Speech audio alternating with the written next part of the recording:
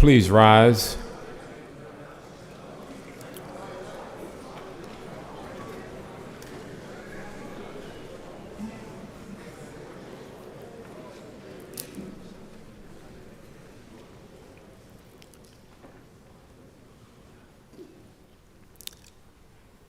I have asked you to stand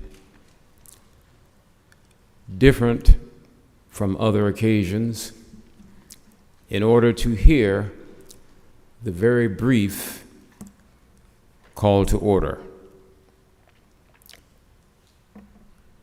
We're making history today because for the first time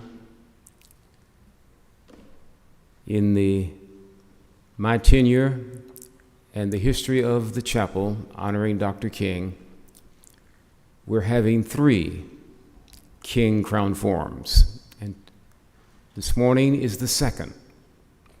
At 5 o'clock this afternoon in the Bank of America Auditorium will be the third.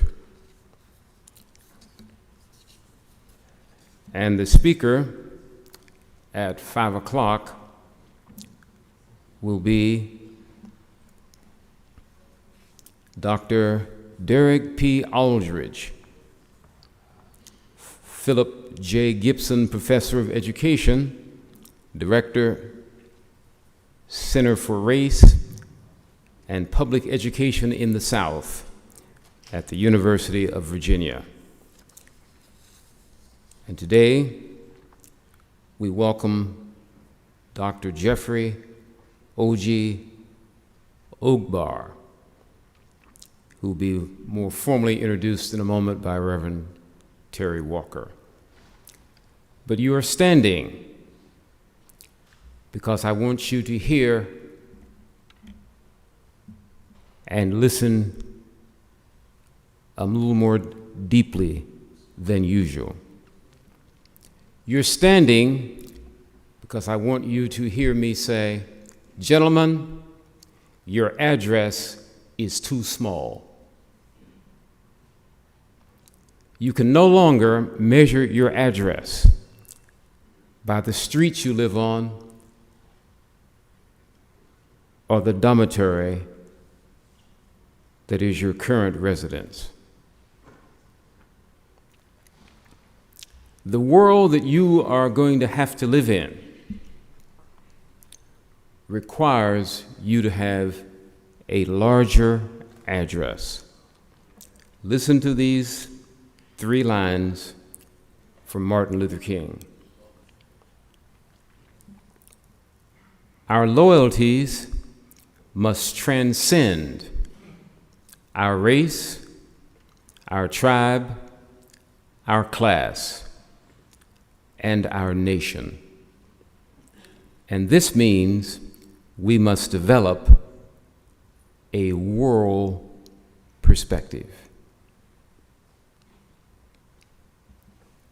You need a world address.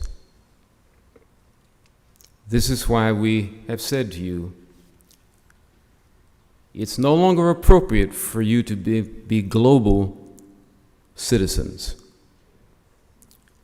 You need a larger address than the globe because of the crisis you are facing.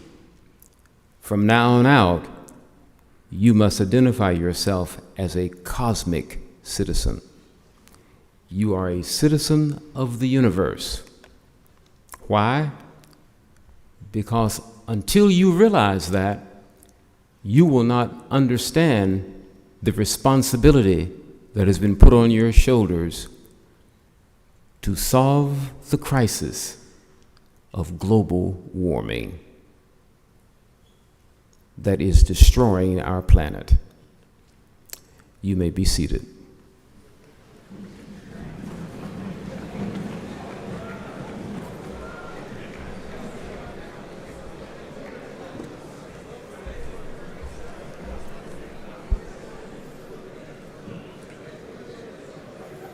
Our speaker for this morning, Dr. Jeffrey O.G. Ogbar, is Professor of History and the founding director of the Center for Study of Popular Music. He is the author and editor of several books, including Black Power, Radical Politics, and African American Identity, Hip Hop Revolution, The Culture and Politics of Rap, and the Harlem Renaissance Revisited, Politics, Art, and Letters. In 2018, he released Keywords of African American Studies with co-editors Erica R. Edwards and Roderick Ferguson. Dr. Ogbar's articles appear in the Journals of Religious Thought, Journal of Black Studies, Souls, Central and Radical Society, among other academic publications. He has been invited to write for the New York Times, Room for Debate, and the Daily Beast. Among other publications, his newest book, America's Black Capital, How African American Remade Atlanta in the Shadow of the Confederacy, released in 2023 with Basic Books. He was named the best book of 2023, list from Publishers Weekly. Raised in Los Angeles, California, Ogbar received his BA in history from Morehouse College and his MA and PhD degrees in history from Indiana University. Please receive Dr. Ogbar at this moment.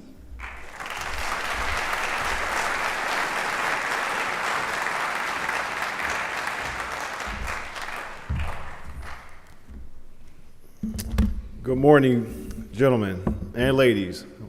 We have some ladies in the audience. I want to say right off the bat that to say that this gives me a particular pleasure to be here at Morehouse College, at my alma mater, is an understatement. It's not a frequent occurrence that anyone gets invited to speak at his or her alma mater, period. But to get a chance to come back on an occasion like this has a particular meaning and gravity. My years at Morehouse College shaped me in all sorts of indelible ways. I wear Morehouse College literally on my sleeve. I have Morehouse cufflinks on. When I got married, I wore Morehouse cufflinks. My son's first words were Morehouse. He has little Morehouse shirts. If you ask him, I have them on videotape as receipts. If you go to college, where are you going? And he will tell you Morehouse. So to be here means something very special.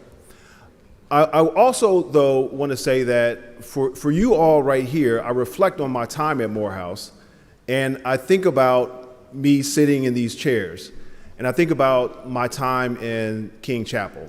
And when I think about my time in King Chapel, I'm not sure I fully appreciated the space that King Chapel represented and the energy that King Chapel held. Also, the energy that King Chapel attracted. Morehouse College is very special, but Morehouse College is particularly special because of this long tradition of having assemblies, having these chapel meetings that go back to before Dr. King was a student at Morehouse College.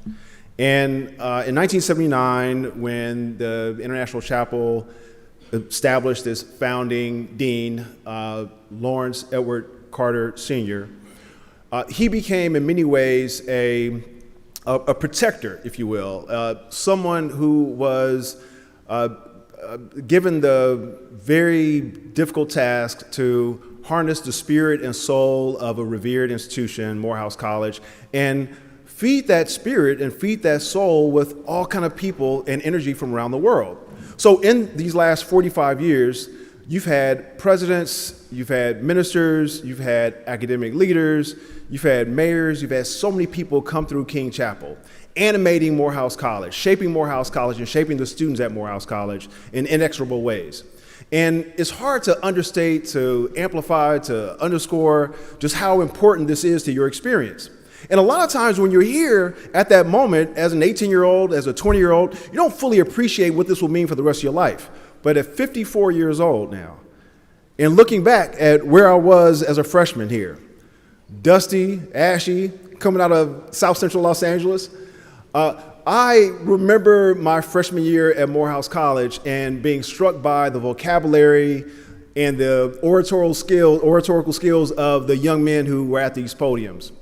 And I remember one time my freshman year, the twins from New Jersey were speaking, and they were eloquent, and they use these words, and in the process of using these words, this guy said, I want to reiterate that we need a sublime. He started talking. I was like, and he went on to like 3 or 4 sentences, but I was stuck on reiterate. I literally didn't know what reiterate was. I was like, damn, I need to step my vocabulary up. But I remember how much I learned in chapel, in classrooms, but also chapel. And there's no person that deserves more celebration and appreciation than Dean Carter for 45 years of leading this chapel and inspiring literally generations of Morehouse men.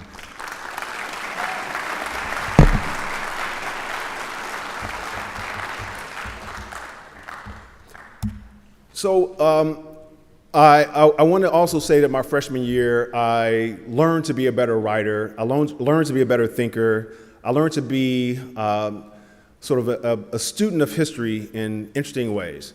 I started at Morehouse College as a sociology major, thinking that I will kind of understand the complexities of society and power relationships through the field of sociology. I really appreciated my history courses, but I had an English course that was, although centered in literature, the professor wanted us to explore elements of the civil rights movement. And in that process, I was like, well, I'm from LA. I'll talk about the Watts Rebellion. I think I may have called it the Watts Riot. And I was like, I'll talk about the Watts Riot. And I remember when she forced me, she was like, why do you want to talk about the Watts Riot? And I was like, I'm from LA. And she was like, well, beyond the fact that you're from LA. I started itching and scratching, and I was like, well, there's a lot that happened she's like, well, there's a lot that happened in a lot of different cases of urban unrest. And it was really the first time that someone forced me to sort of intellectually stretch myself in analytical ways, because I had been sort of taught to do rote processes of writing and reiteration of, there you go, that word, now I can use it, reiteration of information I just kind of found in other sources. And that professor really helped me become not just a better writer, but also someone who appreciated history, although it was not a history class. I eventually changed my major in history and became, of course, a historian. Have enjoyed my life in all sorts of amazing ways. That professor is actually here in the audience right now, Dr. Vicki Crawford. I would like to recognize you. Thank you so much for helping me out. Director of the King Papers. Okay. So today what I want to do is talk about Dr. King, but I want to talk about Dr. King in a way that we often don't hear people talk about Dr. King.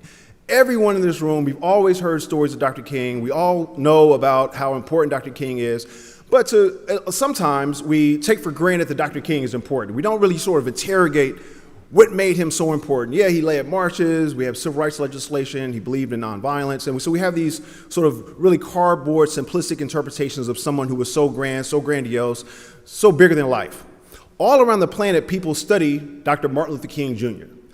Across the university landscape, there are people who are reading about Dr. King right now, people writing papers, people in Europe, people in Asia, in Africa, Latin America. There are stamps made of Dr. King, there are statues of Dr. King, there are portraits of Dr. King all around the world, streets named after Dr. King all around the world. And when people talk about Dr. King, they talk about not only what he did as an activist, as a human rights activist, as someone who believed in social justice and advocated for people's humanity, but also someone who was who shaped other people's thoughts around the world, around justice, about freedom. And then, so people are looking at intellectual genealogies going from Dr. King, but also people are looking at what inspired Dr. King. What sorts of ideas shaped Dr. King's ideas? And so this sounds very cliche to people who know Dr. King. People know about Dr. Benjamin Elijah Mays. People know about Howard Thurman, the 1923 valedictorian from Morehouse College. People know about Henry David Thoreau. People know about Mahatma Gandhi. People talk about these people who shaped Dr. King's life and ideas. What I want to do today is shift some of that to look at how his hometown shaped him. And we cannot really appreciate Dr. King's ideas and around the world without appreciating the socioeconomic, political, historical context in which he was raised. In that particular moment, in this particular city, Atlanta deserves to be in the conversation about how we understand Dr. King. There's no way to really appreciate Dr. King without appreciating what it was to grow up in Atlanta at that time. So we're going to talk about that today, right? All of us here know hip hop. I was born in 1969. I'm born the same year as Jay-Z, as Diddy, as Ice Cube, a year after LL, a year after Will Smith, a couple years before Tupac and Eminem. So you kind of get an idea where I am generationally with hip hop. If we look at someone from that period, let's look at Ice Cube or people born my year. Let's look at Ice Cube, my boy right here, Morehouse man, Adisa Iwa. We talk about Cube all the time. Adisa Iwa, we could talk about Ice Cube, right? And we cannot imagine Ice Cube dissociated from his experience in LA, being a founder of NWA, but also being from South Central LA. When Ice Cube talked about throwing up the W, I'm from Los Angeles, so I could throw up a W, but I remember when people in LA and gangsters in Los Angeles threw up gang signs, and it shaped O'Shea Jackson's life in really important ways. He saw the LAPD in it as a brutal, violent, racist organization that had corruption endemic, right? He experienced firsthand the brutality of a police force in the 1980s that had more shootings of civilians than any police force in the United States of America, right? He saw a militarized police force. The very first police force in the United States of America, for that matter, the world, that militarized itself with vehicles through SWAT. SWAT emerged in Los Angeles to deal with radical organizations like the Black Panther Party. And Daryl Gates, right, who's the chief of the police department in Los Angeles, Ice Cube saw that world, a highly militarized police world with brutality and helicopters and everything else, and also a world with great gang violence. Ice Cube, O'Shea Jackson, would not have been Ice Cube had he been raised in Des Moines, Iowa. He would not have been the same had he been raised in Chicago. He would have been the same had he been raised in Hartford, Connecticut, right? His city shaped him. We cannot imagine Jay-Z. No one here in this room can say that they're a fan of Jay-Z and not know what city he's from. Not only is he from New York, but you can tell me what borough he's from. In fact, you could go even farther and tell me where in Brooklyn he was raised. Can someone tell me? Give me a shout out real fast. What's the name of the projects? There we go, Marcy Projects. So can we imagine Sean Carter being born December 4th, 1969, the same day that Fred Hampton, head of the Black Panther Party in Illinois, gets assassinated, in the moment when Black power is taking root and spreading across the United States of America, but also at a time when the United States revs up its carceral reach. So in the arc of Jay-Z's life, he experiences the rise of crack cocaine, deindustrialization, policing at a level that people have never seen before in the course of human history, where more people in peacetime have been arrested in prisons and jails than any other country on earth, right? Black people in this moment were incarcerated at a rate higher than black people in South Africa under apartheid. Jay-Z was raised not just in Brooklyn, but also in public housing in Brooklyn at a moment when crack and violence were again endemic. This feeds into the narrative of Jay-Z, and this shapes Jay-Z's work. So we cannot imagine Jay-Z being the same Jay-Z had he again been from a small town in Alabama somewhere, right? So what does this mean about Dr. King? So for us to understand what Dr. King was and represented and how he was shaped by the city, just like Jay-Z or just like Ice Cube or just like Kendrick, when we think about how the city shapes these different people, we have to think about the institutions within those cities, the people who animate those institutions, and how those institutions can change over time depending on various sources of exertion and energy and talent and push from other folks. So I want to start by looking at Atlanta and in many ways dispelling some of the myths that we have of Atlanta. Many of us have heard of different monikers assigned to Atlanta. The most recent one has been the Black Mecca. And in 1971, Ebony Magazine did a story of cities across the South and looked at a number of cities, but looked at Atlanta and said, here we are in the first decade in the history of the United States of America where we're starting a new decade without black people being constricted from voting, constricted from basic rights, constricted from opportunities for housing by law. And this is a moment of historical promise that we've never seen. It's unprecedented. We also have the potential for political power as well. But in 1971, they looked at these cities and said Atlanta in particular does better for black folks than other cities. They said that Atlanta and black folks live better, they do better, they deal with white people better. Atlanta is a black Mecca. And when they said that sobriquet stuck, and it's been with Atlanta for many years. Before that, it was known as the city too busy to hate. And this came up in 1959. Mayor Hartsfield argued that Atlanta was not like New Orleans. It was, many people may have seen the image of the little girl, Ruby Bridges, walking with federal marshals, protecting her, trying to go to get a little education. And you have people who are hateful and writing terrible things and calling this little child names. We all know the story of the Little Rock Nine, right? At Central High School in Arkansas, where we have 9 children and 1 girl. The other 8 kids were going to school, and this one separately, and this one girl by herself was surrounded by hateful, screaming, vile, red-faced, vulgar children and grown adults, spitting, calling all sorts of vulgar names. And we have those images seared in our mind. Of course, we know about Rosa Parks, we know about Montgomery, and we know about Dr. King being arrested. But the thing, or also I'll last say about Birmingham, Alabama. We all know about Birmingham, Alabama. We know about Bull Connor, or you should know about Bull Connor. You will learn about Bull Connor, and you learn about the civil rights movement there. But we have water hoses. We have kids being taken to jail. We know Birmingham was so violent. Not only did the 4 little girls lose their lives to the hate and the barbarism there, but also they called the city Bombingham because it was so violent. So in this moment, when we have Birmingham, we have New Orleans, we have Little Rock, William Hartsfield said, Atlanta, however, is a city too busy to hate. We don't have those sorts of things here.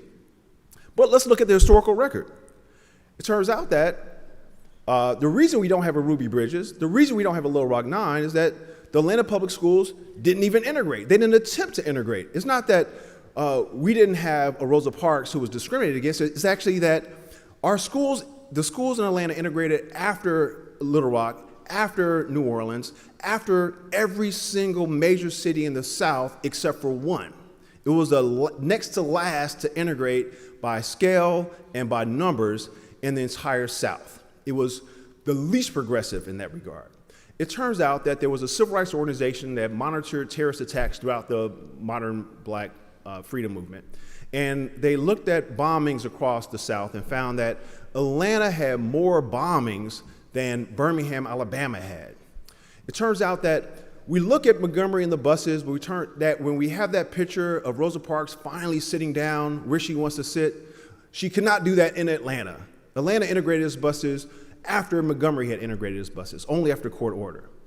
Atlanta was retrograde. It was not the most progressive city in the South. It was by many measures the least progressive city in the South. It was King's hometown. So let's look at how that city shaped Dr. King. And I'm gonna go back to the decade where Dr. King was born. I'm gonna start with a couple of quotes. And this one quote is from Ling Ma, who wrote this fantastic novel called Severance. And she talks about the city and how the city shapes us. I could actually refer to a whole bunch of hip hop songs. I actually have all these lyrics, but I don't wanna look like I'm pandering to young folks. So I figured I will go to a novel instead. Ling Ma says this: to live in a city is to live the life that it was built for, to adapt to its schedule and rhythms, to move within the transit layout made for you during the morning and evening rush, winding through the crowds of fellow commuters. To live in a city is to consume its offerings, to eat at its restaurants, to drink at its bars, to shop at its stores, to pay its sales taxes, to give $1 to the homeless, to animate the city itself and be animated by the city, right? So when we think about how the city shapes us and how we shape the city, let's look at Dr. King himself. We all, of course, are inextricably shaped by our surroundings. Our cities are not simply fixed places of buildings, schools, offices, parks, without inflections of human input. They are animated by the people, good and bad, healthy and toxic, mean and kind, generous and stingy. Dr. King was born in 1929, and when the decade of Dr. King's birth started off where the city of Atlanta had no public high school that any Black person could attend. All across Birmingham, Alabama had a Black high school before Atlanta did. All across the South, there were Black public high schools. It wasn't until 1924 that Booker T. Washington High School was made, only after considerable protest and agitation from the African American community. But Atlanta was hostile to Black education despite the presence of all these institutions of higher learning. In the 1920s, King witnessed the rise as a child. His family witnessed the rise of the Ku Klux Klan. And not just the Ku Klux Klan as a terrorist organization that might have had a few members here and there.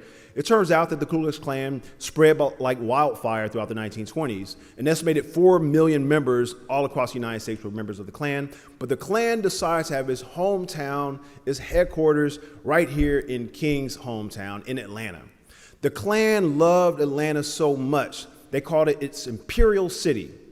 The Klan was so big in Atlanta that the mayor, Walter Sims, was a Klansman, an open Klansman. The Klan was so big here that they had convocations where thousands of Klansmen came in. I know y'all are a little young. I know y'all probably don't know about this firsthand. I know y'all probably heard stories and rumors and hearsay about some event that used to happen in the 80s and 90s here in Atlanta with your predecessors, something known as Freaknik. And so the Klan had their own Freaknik in the 1920s. The Klan came to Atlanta and they clogged up the streets of Atlanta with the Klan Freaknik. And they came in Atlanta in droves. They filled the hotels, filled the restaurants, and the people who ran Atlanta were excited that they were having their Klan Freaknik every year. They were inviting them down. They actually took ads in papers, and Coca-Cola was so excited they took ads in the papers for the Ku Klux Klan.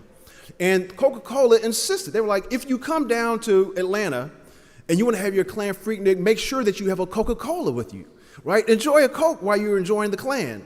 And so the Klan was mainstream, and the Klan was hostile to black people's institutions in all sorts of ways. So King saw this world, right? King saw a world where the majority of the police officers were members of the Klan, according to Herbert Jenkins, who became chief of police, a white man himself who said that when I joined the police department, I joined the Klan. This is what all police officers did. So when we go forward to King's life, in 1939, there was a massive event that occurred in Atlanta, and there was a little 10-year-old boy who was invited to sing at this event. So all of us here probably heard of Gone with the Wind. Gone with the Wind, Margaret Mitchell, who's an Atlantan, wrote this novel. It became the biggest movie of all time. And adjusted for inflation, I believe it's still the biggest movie of all time. And when it premiered here in the Gate City. The mayor came out, and the governor declared it a state holiday. Thousands of people came to Atlanta. The second biggest march in the history of Atlanta, the two biggest marches in the history of Atlanta were when Union troops defeated the Confederacy and marched down Marietta Street, thousands of Union soldiers. The next one was 1939, when thousands of people marched down in celebration of the world premiere of Gone with the Wind. And there was an organization called the Junior League. And the Junior League was a white woman organization, and they decided to have a ball in celebration of the world premiere. And they said, wouldn't it be great, they said, wouldn't it be great to have a ball to celebrate Gone with the Wind and our rich heritage in the city of Atlanta? We love Atlanta, we love our history, we love our people, and we love what our ancestors did before these no-good Yankee vandals came down and destroyed everything. And we want to celebrate and have an homage to it. So they said, let's dress up in our best Southern genteel garb for this wonderful celebration. So they got 19th century clothes made, and they came out looking like Southern belles and Southern planters and enslavers. They said, this is so much joy, dressing up like an enslaver, dressing up as a Confederate, having a ball, having parasols. This is fantastic. This is so much fun. But as they were organized, they were like, you know what, this seems a little incomplete.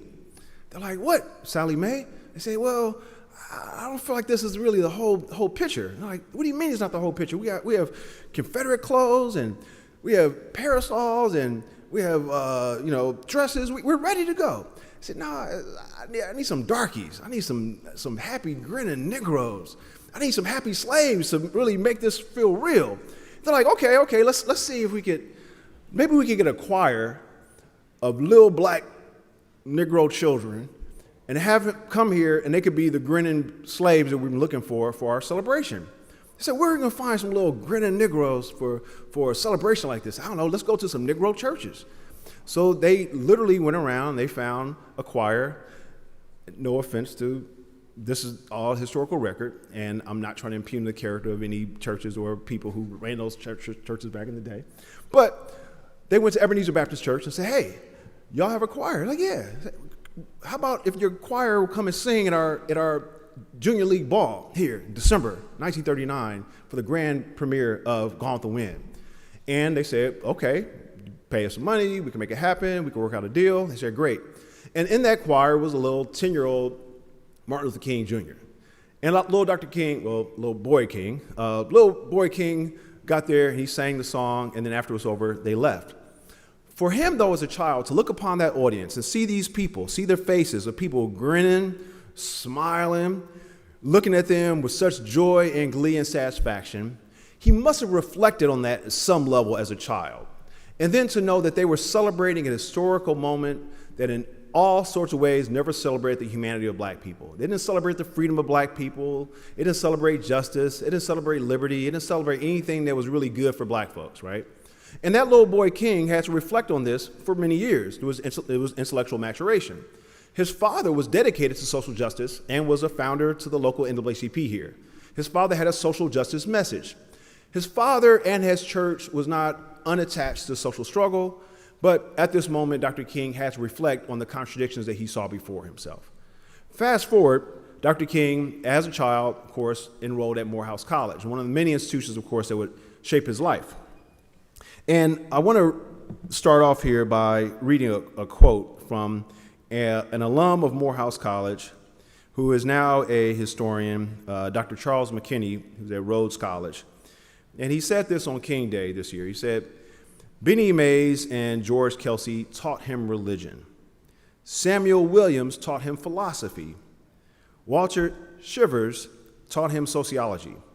He was forged in part by the faculty who poured into him and the pathways that opened up as he explored religion, philosophy, rhetoric, politics, and the sciences. They posed questions he would grapple with for the rest of his tragically short life. Dr. Martin Luther King, class of Morehouse College, 1948. Morehouse College, perhaps more than any institution in his life, and all the institutions in Atlanta, and all the things he saw in Atlanta, shaped him. Before his junior year at Morehouse College, he wrote a letter witnessing the virulent hostility to freedom in the United States, but also seeing the virulent expressions in his hometown. King was shocked by the hatred that unfolded before him on a very quotidian level, every day. And before his junior year here at Morehouse, he wrote a letter to the Atlanta Constitution. He said he was responding to a series of racist attacks in Georgia. And King, who's like your age, actually younger than you at this time, he's just turning 18, he said, "We want and are entitled to the basic rights and opportunities of American citizens. The right to earn a living at work, for which we are fitted by training and ability, equal opportunities in education, health, recreation, and similar public services. The right to vote, equality before the law, some of the same courtesy and good manners that we ourselves bring to all human relations." But while this might seem basic, we have to understand that this is Dr. King responding to what he saw outside his door every single day in Atlanta. When he was going to his summer vacation after freshman year, or actually the first time he went was before his freshman year, where I live in Connecticut, there are all these tobacco fields. In the 1940s, Dr. Benjamin Elijah Mays created a relationship with these tobacco fields, these farms in Connecticut, where black college students came up and picked tobacco in the summertime. Dr. King was part of that group. In his very first year, he was in Simsbury, Connecticut over the summer, and he wrote letters back home, and he told his parents about going to Hartford, where I live. And Hartford is a small town, but is the capital of the state of Connecticut. And Dr. King, or Boy King, he went to downtown Hartford and he found himself able to get into a movie theater without a problem. And then they were hungry and they went and got snacks at a restaurant and didn't have a problem. And he found himself able to go into a department store, the G. Fox building, which is on Main Street downtown, without a problem, and try on clothes. He couldn't do that at Rich's in Atlanta. And he found himself able to navigate the city in ways he had never seen before. In some ways, it inspired Dr. King to see the possibilities. He wrote to his parents. He was like, "I've never seen anything like this before. We could go anywhere. There were no restrictions." It didn't mean that racism didn't exist in Connecticut. It did. Black people were barred from living in certain places, of course, through federal law. But there was a freedom of movement that he never experienced anywhere else, and it affected him. And then he returns to Atlanta, a city so deeply invested in racial oppression in every way, shape, or form that inspired Atlanta, coupled with the institutions here. In addition to his father, Dr. King, when he came to Morehouse College, he became active in the college NAACP. And then his connection to the president of Morehouse College through weekly assemblies like this one. Dr. Mays would speak to students all the time, every year. And when he began his studies, he talked about how much it shaped his life. And he looked at Dr. Mays and he said that Dr. Mays was his spiritual mentor and intellectual father. Dr. Mays shaped the way he thought about the world and the possibilities of the pulpit as a minister, but also as an academic. And the relationship and the adoration was not just a one-sided relationship.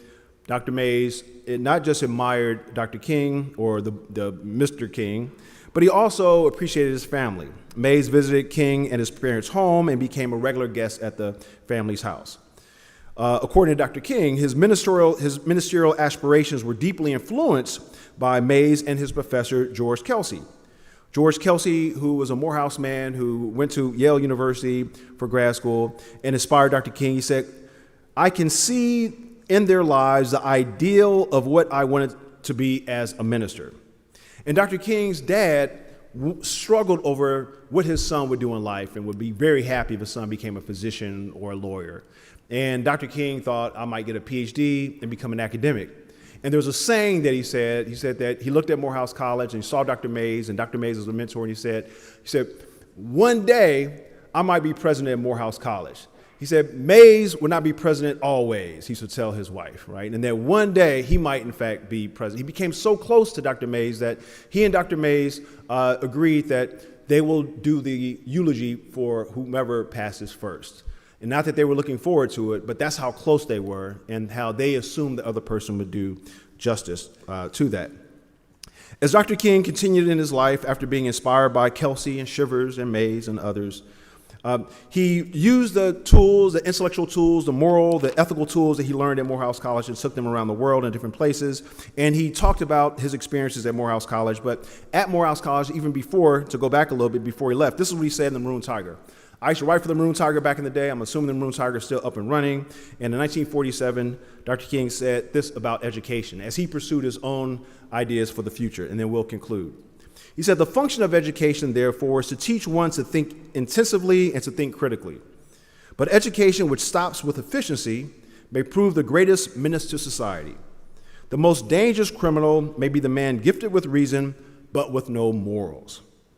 And so when Dr. King talked about the power of education, the power of a transformative institution like Morehouse College or other schools, again, we're animated. We can educate people in moral ways, which that many of us would consider sound, or ways that are solely focused on self-gratification with an amoral compass that leads us to places that are far from Christ and his own ideas of justice and freedom.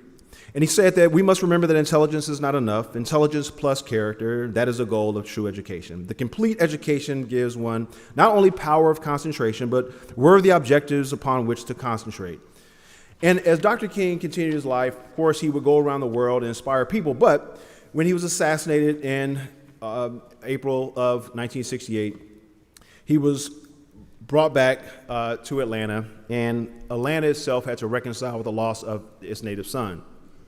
I want to conclude by saying that while Dr. King was shaped by the violence and the hatred in Atlanta, he was also inspired by the innovation and the capacity for greatness that he saw black people do in Atlanta that he had not seen in other places. King often reflected on the institutions that African Americans had created in Atlanta. He often talked about not just the churches, but the physicians, the lawyers, the insurance companies, the banks that African Americans had forged here. He saw the capacity for black people to lead in all sorts of ways. And also politically, when he thought about the possibility of the ballot, he reflected on his hometown. So this is a story that we often don't hear of King. I'm going to conclude with this. So he was shaped by the intransigence of hatred, the obstinance of racism, the resilience of white nationalism in Atlanta. So that's one set, right? There were more terrorist bombings here. They refused to desegregate the schools, all these things. That's one set. He also was inspired by the brilliance he saw here that he did not see in any other city in the United States of America. No other city had the highest concentration of this high concentration of black schools, colleges, universities. No other city had the concentration of businesses, these large, formidable churches. And so we saw these things. So when the Black Power movement came around in 1966, Dr. King did this. He spoke to the SCLC, Southern Christian Leadership Conference, in his last meeting before his assassination in 1967. This is what he said. He said that we have been pursuing our white brothers and sisters in the task of open housing, and we find it very, very hard. The process of white flight unfolds all across the United States. He said that we want to be able to live free, unfettered by terrorism, but when we move to certain cities, our white brothers and sisters flee. And he said, don't get me wrong, I believe in integration. Don't get me wrong, I believe in racial reconciliation. Don't get me wrong, I am not a separatist, that's what he said. But I have to be realistic, and we have to be realistic. He said, we need to understand that as these people flee the cities, that we need to get control of these cities, and that we need to use the resources of those cities for the people within those cities and tax the people outside. It may sound mean, but that has to be done. So Dr. King was, at this point, talking about getting control of the political economy and getting control of a city and using those resources. He was assassinated months later, but that conference was held in Atlanta. He looked at Atlanta, looked at the capacity of people to lead institutions in the city and use those resources. A few months later, a year after that, the vice mayor was elected, another Morehouse man, Maynard H. Jackson Jr. Maybe he was there at that convention a year earlier. Maybe he heard Dr. King's words of getting control of the city and using those resources for the people in the city. And we're, of course, talking about black folks. Maybe he was inspired by King's prescription towards the end of his life. Or maybe Maynard Jackson was inspired by all the examples he already saw in Atlanta, being a native of Atlanta himself. Maybe Maynard Jackson was inspired by the spirit of black power in this historical moment. But when he was elected mayor in 1973 and took his oath of office in 1974, 50 years ago this month, Maynard Jackson put into action those very ideas, and it indelibly shaped the city of Atlanta. Atlanta, under Mayor Jackson's administration, transformed a city that had been solely committed to a white nationalist project for generations. He opened up the coffers that had been not changed since slavery, where over 99% of the contracts had gone to white firms. He opened it up. He first said 5% and ended up nearly 40% when he left office.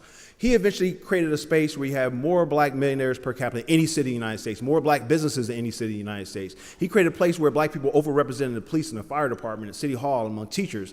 And he did this whole space with a principle that fundamentally was derived from what Dr. King said in his last talk here in Atlanta in 1967.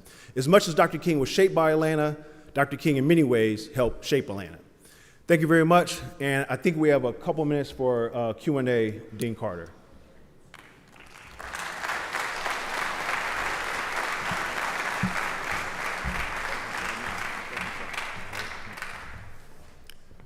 We're going to stand and sing the college hymn led by Reverend Terry Walker. These two mics are here at the end of the aisle for those of you who want to remain and ask questions of our speaker, Dr. Ogbar.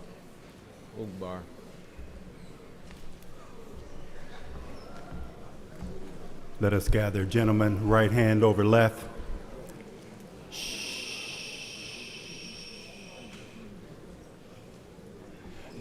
Dear old Morehouse, dear old Morehouse, we have pledged our lives to thee, and will ever, yea, forever, give ourselves in loyalty.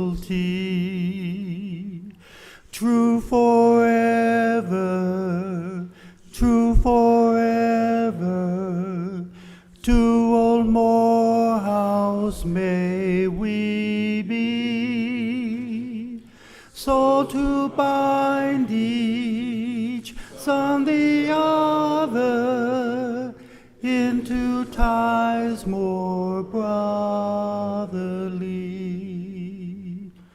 Holy Spirit, Holy Spirit, make us steadfast, honest, true, to old Morehouse and her ideals, and in all things that we do.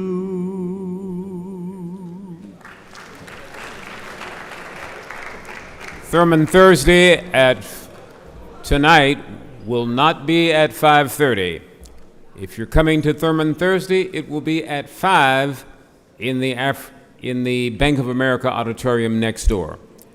Okay, those of you who are going to stay for questions, come quickly down front and sit in the center section.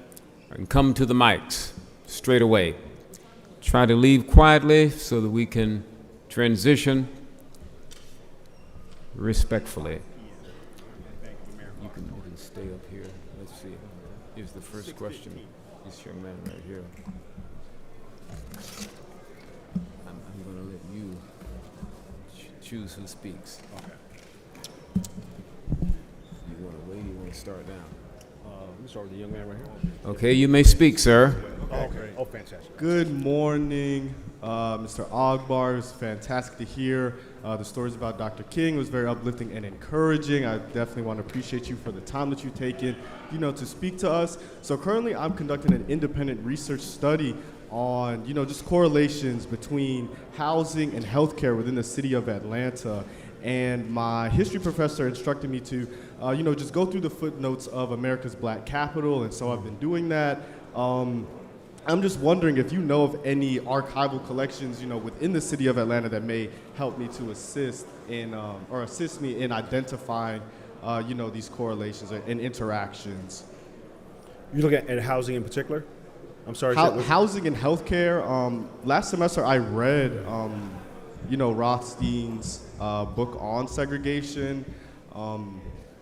So I have a little bit of understanding about housing and segregation, but I just wanted to see if there are any books or collections within the AUC library or the Fulton County Public Library that could help me with that healthcare aspect. Yep. I would recommend that you look at federal data as the first place. Cities sometimes collect data. The federal government